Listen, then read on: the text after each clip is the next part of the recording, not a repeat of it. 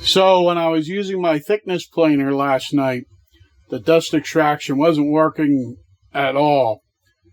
After I was done, I should have stopped and checked it, but I didn't. After I was done, I then looked and yeah, my dust can was totally full and the bag was full and everything. So I figured that was the issue. But then I thought, well, today, let me just check it on this side.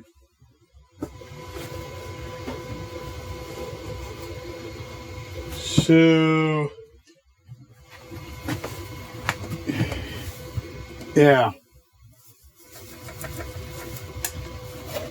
Hold on, there's more.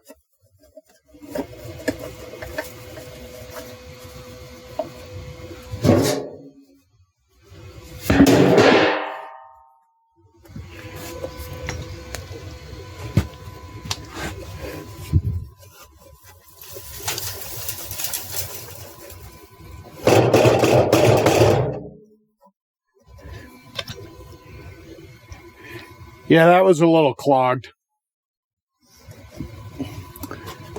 Maybe now the dust will come out where it's supposed to instead of out the other sides. I guess if you maintain your equipment once in a while, you won't have this problem. But